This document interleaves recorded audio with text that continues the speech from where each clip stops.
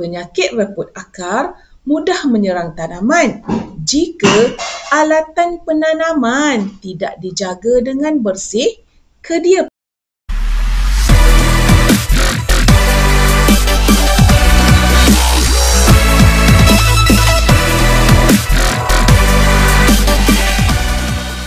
Assalamualaikum warahmatullahi wabarakatuh dan selamat sejahtera. Apa khabar murid-murid semua? Ustazah harap kamu sentiasa sihat dan seronok untuk belajar. Baiklah, hari ini kita akan belajar reka bentuk dan teknologi tahun 6. Apa tajuk kita pada hari ini? Tajuk kita ada kaitan dengan gambar yang ada di belakang Ustazah ni. Tajuknya ialah kaedah mengubah anak benih. Sebelum ni kamu sudah belajar cara menyemai anak benih.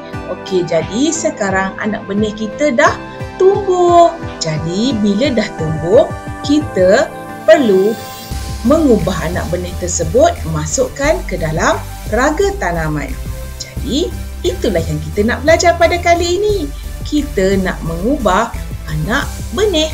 Jadi, murid-murid boleh buka buku teks reka bentuk dan teknologi tahun 6 halaman 53, 54 dan 55. Baiklah, mari kita lihat objektif pembelajaran pada kali ini. Pada akhir PDPC, murid akan dapat mengubah anak benih ke dalam raga tanaman dengan betul. Kriteria kejayaan pula ialah murid berjaya mengubah anak benih ke dalam raga tanaman mengikut prosedur.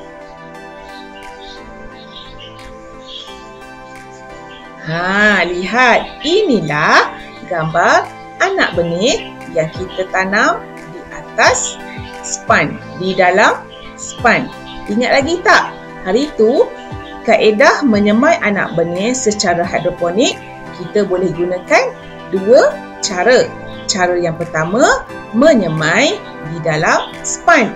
Dan yang kedua, menyemai dengan meletakkan biji benih ke dalam reja benang.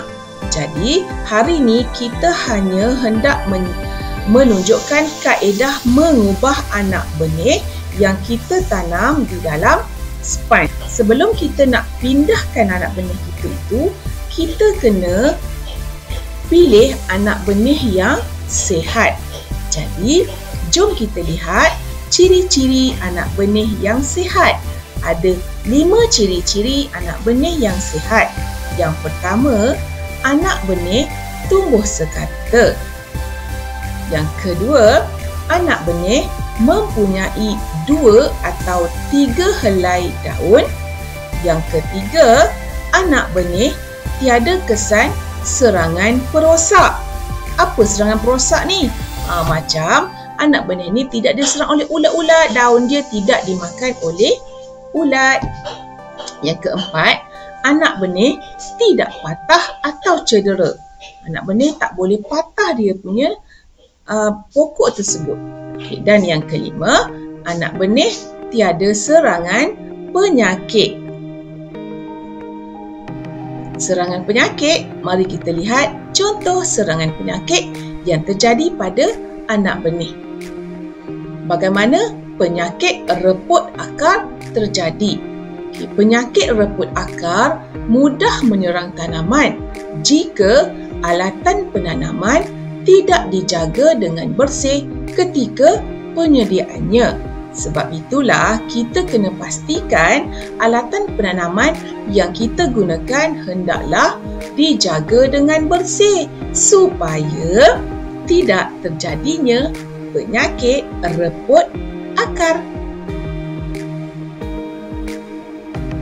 Okey, mari kita lihat anak benih yang hendak diubah ke dalam raga tanaman adalah yang disemai dengan menggunakan span di dalam dulang semaian. Anak benih yang disemai dengan menggunakan reja benang pula hanya perlu dipindahkan terus ke dalam takung tanaman. Sekarang Ustazah nak tunjuk langkah-langkah mengubah anak benih. Kita perlu mengubah anak benih dengan berhati-hati, dengan cermat. Sebab anak benih ni kecil je. Jadi kalau kita buat dengan kasar, dengan tidak cermat, ia akan merosakkan anak benih. Jadi, jom kita lihat langkah-langkah mengubah anak benih. Yang pertama, pilih anak benih yang sihat. Pilih anak benih yang sihat. Kamu dah belajar tadi kan ciri-ciri anak benih yang sihat. Jadi, perhatikan anak benih tersebut dan pilih hanya anak benih yang sihat. Langkah yang kedua ialah masukkan anak benih ke dalam raga tanaman. Seperti gambar yang kamu lihat, ambil span yang mengandungi anak benih yang sihat itu dan letakkan anak benih tersebut berserta dengan span ke dalam raga tanaman. Dan yang ketiga, masukkan raga tanaman ke dalam lubang pada penutup takung. Ustazah ulang, masukkan raga tanaman ke dalam lubang pada penutup takung. Langkah yang keempat ialah letakkan takung hidroponik di bawah struktur pelindung hujan untuk mengelakkan kecairan larutan nutrien. Larutan nutrien? Apa pula? Kita dah belajar. Ingat lagi tak larutan nutrien tu apa? Larutan nutrien adalah baja. Kalau kita tanam menggunakan hidroponik ni pun, kita kena letakkan baja. Baja itulah larutan nutrien. Dan langkah yang kelima ialah kerja penjarangan dilakukan pada minggu pertama selepas mengubah anak benih jika perlu. Ini sekiranya kita meletakkan banyak anak benih di dalam satu span. Jadi kita perlu membuat penjarangan supaya anak benih dapat hidup dengan subur. Sekarang kita lihat pula bagaimana cara kita nak letak anak benih tersebut di dalam takung tanaman. Anak benih tersebut kita mesti letak akar anak benih itu mesti terkena kepada larutan nutrien. Seperti dalam gambar ni kan. Akar mesti terkena dengan larutan nutrien. Supaya akar ini dapat nutrien daripada larutan nutrien dan dia dapat membesar dengan subur. Kalau akar ini tidak terkena larutan nutrien, kemungkinan pokok tersebut akan layu ataupun mati. Sekarang Ustazah berikan tips mengubah anak benih. Kita perlu mengacau larutan nutrien terlebih dahulu sebelum meletakkan penutup takung yang telah diisi dengan raga tanaman. Kita kena kacau dulu larutan nutrien tu sebelum kita letakkan penutup takung. Tips yang kedua, gunakan penutup takung yang diperbuat daripada polisterina atau kertas tebal kerana dapat mengurangkan suhu larutan. Tips mengubah anak benih yang seterusnya ialah kita letakkan tarikh mula menanam anak benih pada setiap takung supaya mudah menentukan waktu memungut. Tulis tarikh dekat takung tanaman kamu.